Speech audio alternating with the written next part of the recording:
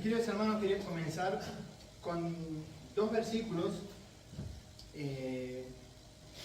separados de la Biblia, pero que hablan de lo mismo. Uno está en el Evangelio de Juan, capítulo 3, versículos del 1 al 13.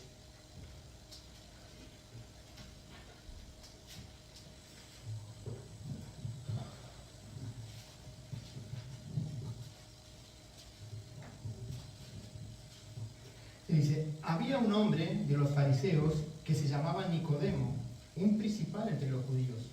Este vino a Jesús de noche y le dijo: Rabí, sabemos que has venido de Dios como maestro, porque nadie puede hacer estas señales que tú haces si no está Dios con él.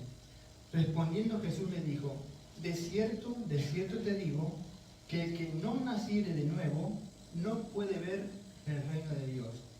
La otra palabra está en Marcos 2, 21 y 22.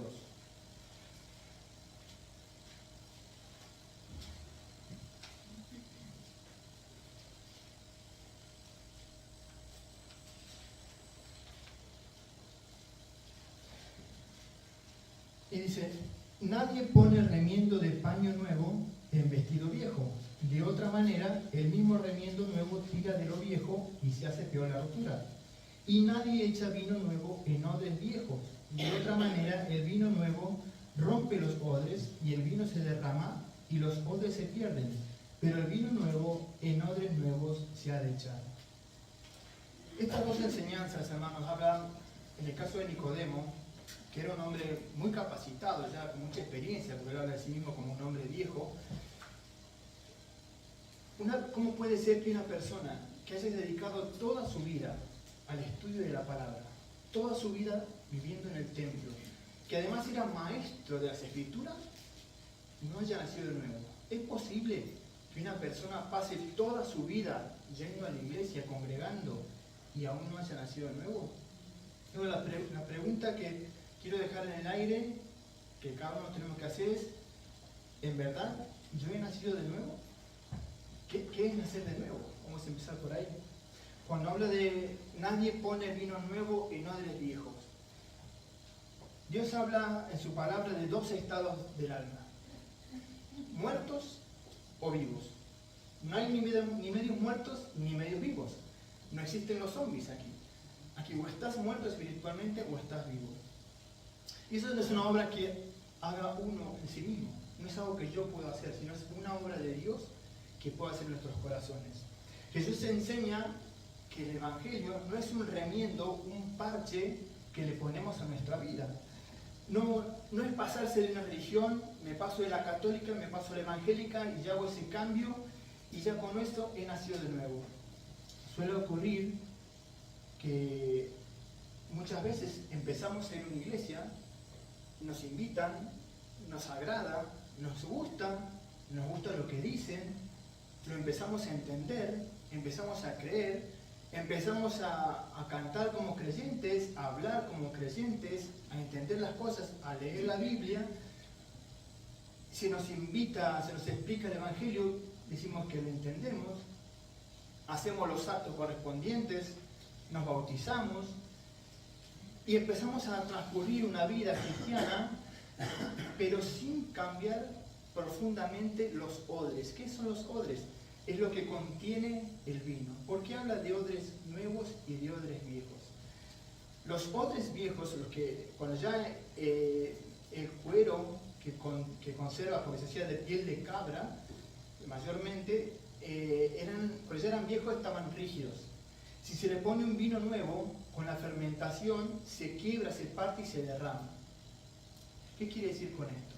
Si yo no he cambiado mi naturaleza, porque Dios no me ha cambiado, cuando yo le empiece a meter a mi vida conocimiento y empiece a conocer las limitaciones, como dijo Valerian, el que tienes que llevar tu cruz, cómo tienes que comportarte, que tienes que amar a tus enemigos, que tienes que soportar, que tienes que ser paciente, que tienes que perdonar, y te empiezan a abrumar un montón de cosas que tienes que hacer de la vida cristiana, como ayer Juanjo decía en el estudio bíblico, estamos hablando de Mateo 5, 6 y 7, las bienaventuranzas, y te dice cómo tienes que vivir, y dices: yo no puedo. Es lo que pasa muchas veces con la gente nueva que empieza a venir a la iglesia, que se ve tan lejos de estos estándares de santidad de Dios que dice, yo no puedo con esto. Y es verdad, no vas a poder con esto. Llegará un momento que te vas a frustrar, te vas a cansar, te vas a agobiar y tienes dos opciones. O no puedes y te vas, o sigues viniendo, pero con una doble vida. Tienes una vida espiritual dominguera, o sea, venimos los domingos al culto, a la iglesia, todo bien. Con el tiempo podemos empezar a ejercer alguna actividad, tocar la guitarra, tocar el piano, no sé, limpiar en la iglesia, colaborar, empezamos a hacer cosas y empezamos a convivir, a tener una vida cristiana, pero no ha cambiado nuestro interior. Y llega un momento que tú eres un convencido de la obra de Dios. Tú intelectualmente entiendes que es verdad y no estás convertido. Es una diferencia estar convencido y convertido. No sé si alguna vez han escuchado alguna expresión que dice, bueno, yo conocí al Señor, yo me convertí en el año 1985 y bueno, a ver, ¿qué significa que te convertiste en el 85? Que quizás, como en otros tiempos se predicaba que, bueno, quien quiera aceptar al Señor, levantaba la mano, bueno, vamos a orar por ti, ¿tú crees en el Evangelio? Sí, bueno, ya está, hecho, hijo de Dios. Y bueno, resulta que te han dicho que como ya han hecho la oración por ti, que tú has creído, y sin conocer las verdades del Evangelio, lo que nos enseña Valeria cuando da el discipulado, dice, bueno, tú tienes que saber en qué crees, porque si no estás aceptando el señorío de Jesús, solamente quieres su salvación, y eso es muy bueno, pero tú no estás aceptando el señorío, no puedes someterte y no puedes sujetarte. Resulta que cuando empiezas a caminar en la vida cristiana, tienes que obedecer. Y sujetarse en obediencia, a veces con la soberbia, el orgullo que tenemos, es muy difícil. Tú empiezas en la iglesia y tú tienes unos pastores, unos ancianos, que son una autoridad espiritual puesta por Dios y confirmada por la iglesia, que cuando un pastor te llega a decir algo, te llega a hacer alguna corrección, madre mía. Entonces uno tiene que pensar, ¿yo realmente he nacido de nuevo? ¿O he empezado a hacer una vida cristiana? He puesto todo mi esfuerzo. He cambiado muchas cosas, he dejado de hacer ciertas cosas, me he quitado muchos vicios, he hecho un cambio exterior, tengo una apariencia cristiana, pero en realidad no lo soy. Digo, ¿esto es posible? Yo les puedo asegurar que es posible, porque yo he vivido una vida así durante muchísimos años y he hecho de todo en la iglesia, de tocar el órgano, recibir en la puerta, hasta estar de diácono, o sea, muchas cosas, porque era muy hacendoso, me gustaba hacer muchas cosas, ¿no? Como por esa sensación de que, bueno, mientras más cosas hago, más voy a agradar a Dios, ¿no? Como que por obras quiero agradar a Dios. Pero después mi vida personal, que eso es ahí donde uno tiene que tener en cuenta, ¿cómo soy yo en mi vida personal? ¿Cómo está mi corazón? ¿En qué están mis pensamientos? ¿En qué están mis oídos? ¿En qué están mis ojos puestos? ¿Qué hago cuando nadie me ve? Cuando nadie, entre comillas. ¿Por qué? Porque yo no tenía mucho temor a los hombres. A mí que nadie me vea decir una mala palabra. Jamás en la iglesia me van a decir un exabrupto, ¿no? Es una voz de ángel. Pero quizás en mi trabajo tiene unas groserías tremendas. Entonces, claro, es una vida hipócrita y eso te va calando y te va dividiendo, te va partiendo, porque tú no has nacido de nuevo, entonces estás cada vez acumulando más conocimiento y más y te estás dando cuenta que de la sociedad espiritual que tienes y que no estás pudiendo cambiar y que pones todo tu esfuerzo y que no puedes. O te vas o vives una doble vida espiritual. Y tenemos que tener en cuenta que hablar como cristiano, cantar como cristiano, participar como cristiano, estar entre cristianos no nos convierte en cristianos. Cuando venga el Señor a buscar a su iglesia, no va a decir, bueno, mete una bolsa y todo lo que estamos acá, todos nos vamos. Será algo individual, algo personal. Yo no me voy a ir junto con ustedes así escondido como en un rinconcito que nadie me vea y de casualidad voy a entrar. Esto está muy claro en la palabra de Dios. Tienes que nacer de nuevo. Tienes que cambiar tu corazón. Y estuve muchísimos años incluso teniendo un ministerio. Porque claro, la apariencia puede engañar a todo el mundo, menos a Dios. Hasta que llega un punto que este confronto y llega, mira, hasta aquí he llegado. Y era tan la destrucción que al final uno se empieza a autodestruir y todo lo que tiene alrededor. Porque es como cuando tienes una presión constante, porque no te puedes arrepentir, no puedes cambiar por ti mismo, hacer todo el esfuerzo. Nacer de nuevo no es una decisión personal. A veces alguien ha dicho, bueno, yo nací de nuevo el 12 de agosto de tal fecha, la tiene como la fecha, y bueno, ese día quizás tú te diste cuenta que nació de nuevo, pero la obra de Dios quizás empezó antes. Tú no sabes cuándo has nacido de nuevo. Cuando Dios empezó a obrar en ti, empezó y te puso su Espíritu Santo, porque tú no puedes darte cuenta de las cosas de Dios si Él no te abrió los ojos primero. No es un descubrimiento personal, no es una decisión mía. A veces dicen, no, tú tienes que nacer de nuevo. Como dicen, bueno, ¿y cómo hago? Tú no lo puedes hacer. Y este hombre, Nicodemo, le dice, ¿cómo podía saber él? Dice, tú eres maestro de la ley, deberías saberlo. ¿Por qué? Ese término, nacer de nuevo, no está en el Antiguo Testamento, pero sí el concepto. Dios le dijo, os daré un nuevo corazón. Os haré una circuncisión de corazón. Escribiré mi ley en tu mente y en tu corazón. Y Él les dará un nuevo espíritu, pondrá sobre cada uno de nosotros. Y eso, como él, maestro de la ley, debería saberlo. Quizás el pueblo no, pero él como maestro sí debía saberlo. Y es muy desgastante sostener una vida donde en apariencias en la iglesia tú eres muy, muy perdonador, tú no rompes un plato, pero después en tu vida personal, pero sí cometes pecado, sí no sales de tu pecado y sigues yendo. Y eso es autodestructivo. ¿Cuándo uno puede hacer ese cambio? Cuando realmente se sincera con uno mismo y con el Señor. El Señor, yo no puedo seguir así. Yo no puedo tener esta vida. Cambia mi corazón, cambia mi mente. Con mi esfuerzo he hecho muchas cosas, he intentado. Yo no puedo cambiar. Si tú no cambias mi corazón, si tú no me das de tu Espíritu Santo para que yo pueda transformar eso. ¿Por qué? Porque tienes que cambiar mi naturaleza. Para que me agraden las cosas que te agraden. Para que me desagraden las cosas que te desagradan. Como decía Valeria, ¿no? Esa exigencia, ¿no? de tengo que amar a mi hermano, no amarme a mí mismo, cargar con mi cruz. ¿Cómo puedo hacerlo yo con mis propias fuerzas? Quiero compartir también Romanos 8, del 5 al 8. Y hay una realidad que tenemos que saber. Dice, porque los que son de la carne, son los que no han nacido de nuevo, piensan en las cosas de la carne. Pero los que son del Espíritu, en las cosas del Espíritu, por naturaleza. Tienen la tendencia a agradar a Dios. Y lo que agrada a Dios no lo hace porque a mí no me agrada, pero lo quiere agradar a Dios. No, a mí me empieza a agradar lo que le agrada a Dios. A mí me empiezo a sentir deleite por todo lo que Dios se deleite. Y empiezo a aborrecer todo lo que Dios aborrece. Lo que antes me era indiferente, mi pecado, mi hipocresía, el no perdonar, el ser rígido con los demás, lo que no me causaba ninguna molestia en mi conciencia, ahora sí me empieza a cambiar. Y yo quiero hacer lo que Dios quiere, porque ha cambiado mi naturaleza.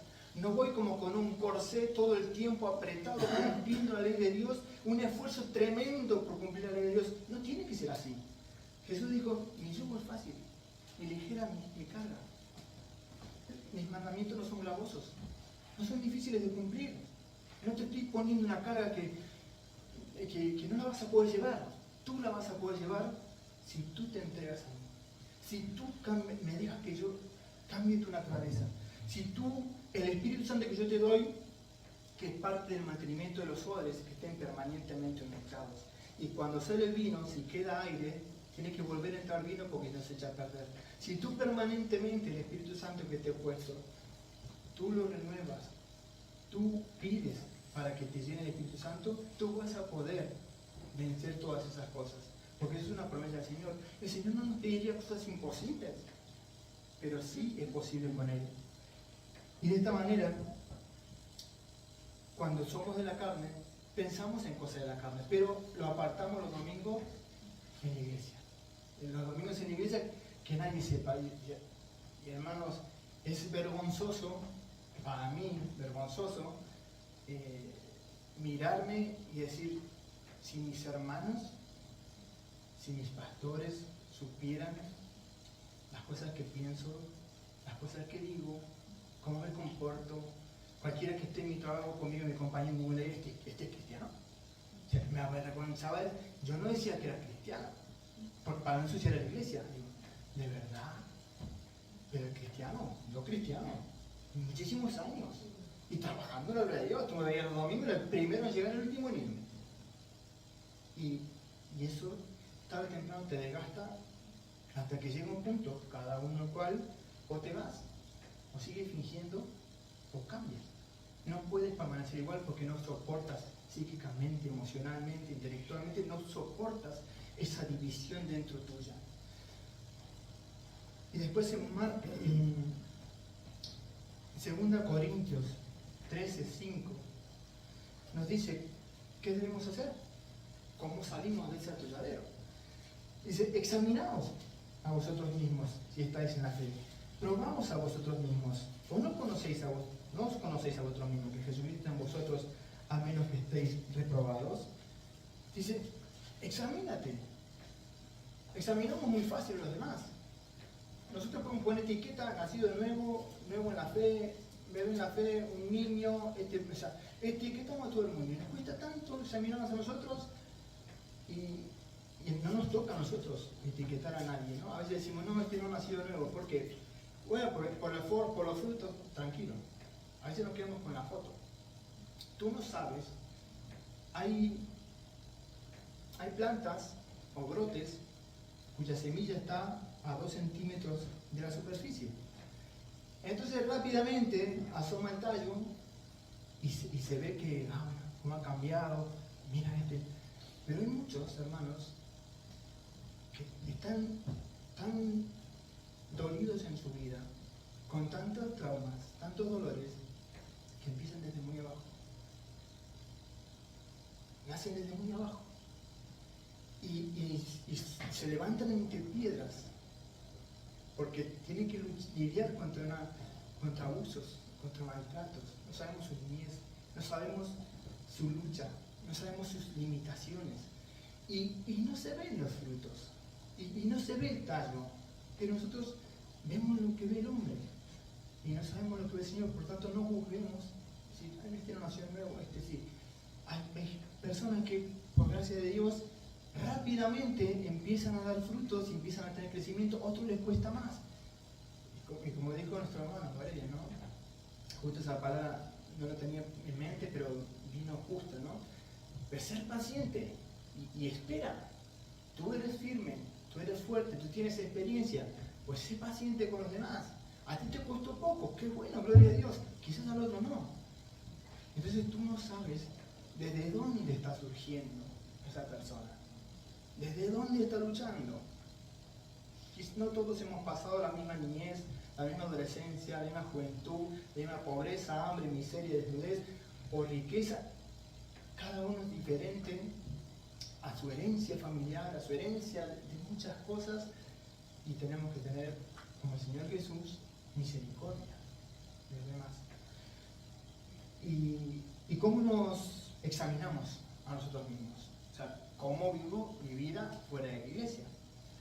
¿Vivo en pecado sin la intención de dejarlo? ¿Tengo más temor del hombre que de Dios? Porque tengo mucho miedo que nadie me llegue a ver. Pero no soy consciente de que Dios me está viendo. O sea, ¿qué es peor? ¿El juicio de los hombres, la acusación de los hombres o el castigo del Señor? O sea, ¿qué es lo peor?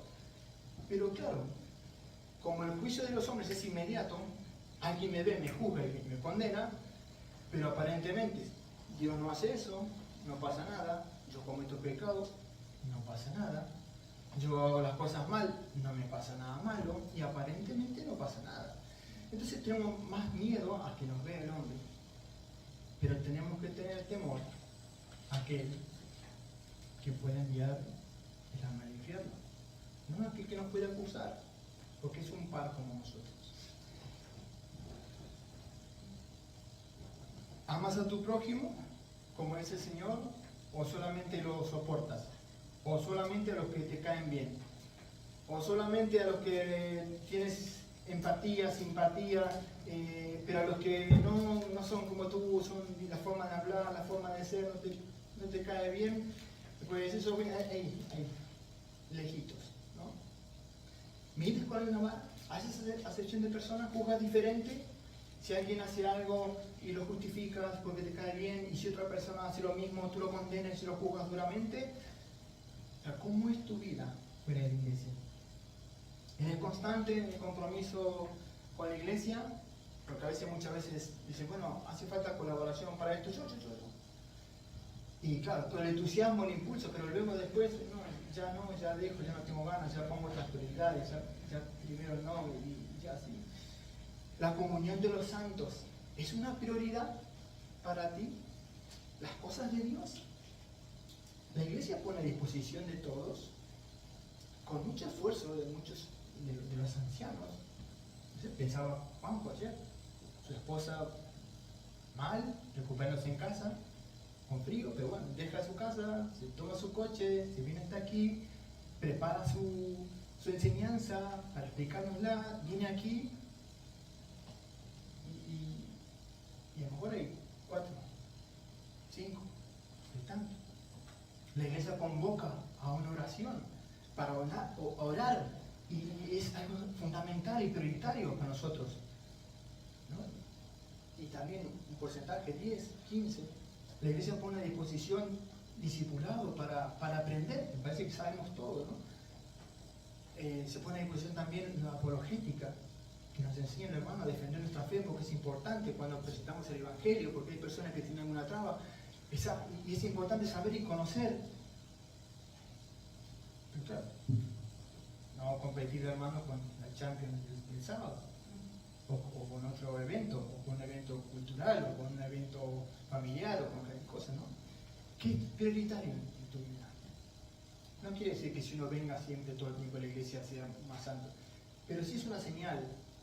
Si uno es solamente, por decir una manera, dominguero, voy, cumplo, pero yo no aprendo, no mejoro, no tengo hambre, no tengo sed de crecer, no busco la comunión con mis hermanos, no busco aportar en lo que yo puedo a la obra de Dios, qué dones tengo que pueda desarrollar.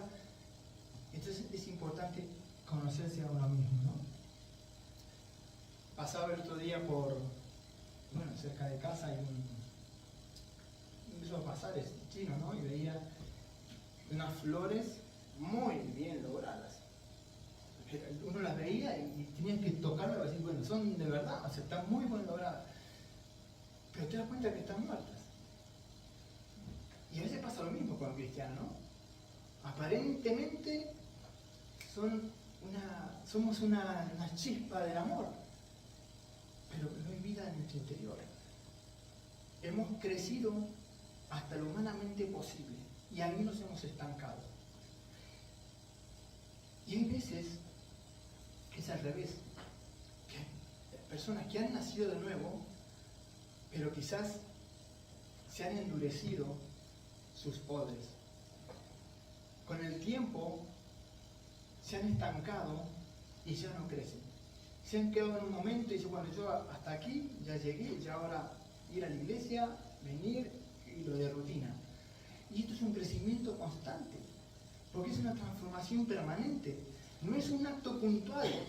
He nacido de nuevo, tengo otra naturaleza, ya está, se acabó. No, es un desarrollo constante. Y cuando nosotros perdemos de vista esto, nos estancamos. Y luego nos volvemos refunfuñones, impacientes, odiosos, las cosas nos superan, no hacemos lo que decía el hermano, ¿no? A los nuevos, enseñarles, tenerles paciencia, ya nos hemos quedado en el tiempo.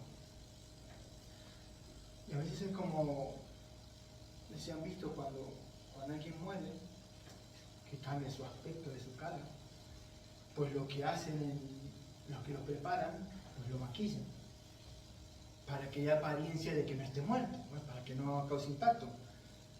Pero el maquillarlo el ponerle colorcito no lo reaviva. Nosotros no podemos avivarnos con cambios externos. No podemos nacer cambiando cosas externas. Que es bueno cambiar, por supuesto, no tiene nada de malo. Pero Dios no quiere eso. Dios no quiere un cambio superficial.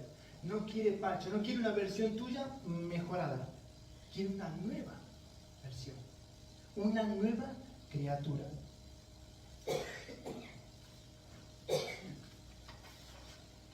Ya termino, hermanos.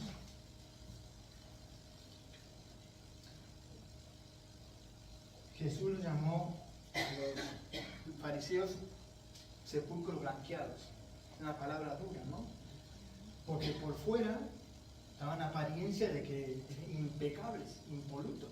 Y se sabían la ley, la cumplían. Pero ¿cuál era el problema? ¿Es malo que por fuera tengamos también esa apariencia? No, no es malo. Lo malo era que no coincidía con lo del interior. Eso era lo malo. Que no está mal que los demás nos vean como personas que somos con ese carácter cristiano. De hecho, tiene que ser así, pero tiene que coincidir lo de adentro. Y es muy importante que nos sinceremos con nosotros mismos. Nos preguntamos, ¿yo he nacido de nuevo? Muchas personas que han pasado años yendo a la iglesia, cumpliendo, porque empezaron a ir, y fueron creciendo, y ahí se quedaron, y no saben en qué punto están. Y ayer la hermana Marisa, cuando estábamos en estudio, hablaba, decía, yo veo muy duro eso cuando el Señor decía, no todo el que me dice Señor, Señor, entrará en el reino de los cielos, sino el que hace la voluntad de mi Padre entrará en el reino de los cielos. Y nosotros echamos fuera demonio, hablamos en tu nombre, sanamos enfermos, entonces hacemos muchas cosas, y dice, bueno, es que hacemos muchas cosas para el Señor, y también vamos a quedar afuera, a pesar de hacer muchas cosas para el Señor. Pues sí, porque no se trata de lo que tú hagas para el Señor, sino lo que tú ya has dejado que el Señor haga en ti, en tu vida. No vas a ganar el favor de Dios con tus obras. Ninguna obra. Las obras más buenas, puras y santas nuestras son como trapos de inmundicia delante del Señor, porque vienen de un corazón pervertido, de un corazón en pecado. La única obra que satisfizo completamente al Señor fue la obra de Jesucristo en la cruz. Es la única obra, y a ella nos aferramos. Por esa obra nosotros tenemos acceso al Padre, no por nuestros medios. Y hermanos, para completar este ciclo, el fruto espiritual que a veces se ve, no es el fruto externo. Y una vez se puede ver, mira, este hermano cómo se involucra, cómo hace cada cosa, cómo va, cómo viene, qué puntual, qué... El fruto es interno, el fruto es el del carácter. Y eso no lo puede evaluar los demás, no podemos evaluar a nadie, pero cada uno podemos mirar. Yo realmente, cuando perdono de corazón, hasta el final, hasta el punto de olvidar la ofensa, o me sigue molestando lo que me dijo, la manera que me hizo, cómo me defraudó, cómo me decepcionó, sigo en mi corazón teniendo esas cosas, y eso lo sabe cada uno. Y yo pensaba en el rey David, cuando llegó a un punto en su vida que cometió ese pecado tan grande, ¿no? Y quería compartir, para finalizar, el Salmo 51, del 1 al 12.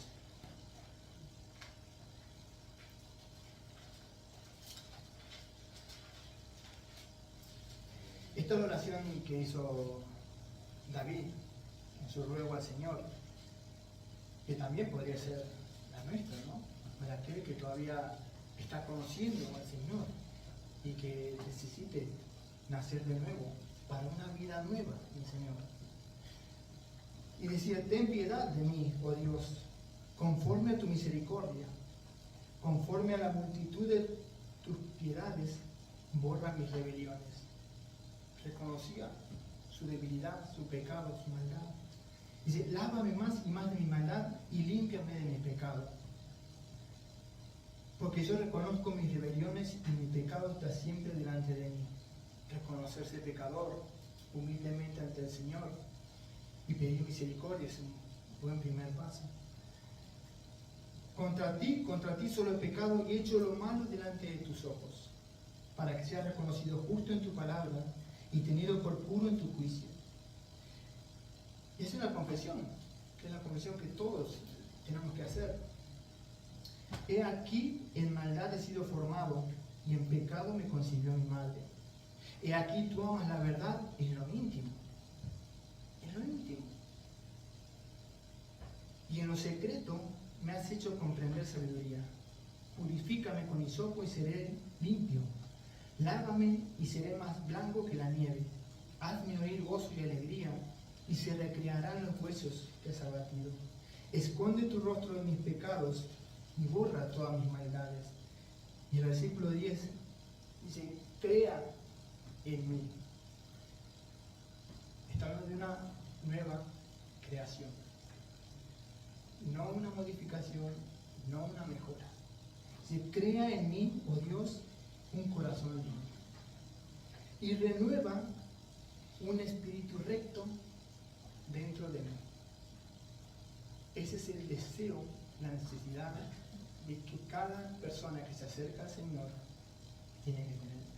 Que Dios te dé un nuevo corazón, que te llene de su Espíritu Santo para poder caminar en santidad y poder crecer y madurar y desarrollarnos y tener las herramientas para hacerlo. El Señor nos bendiga. Amén.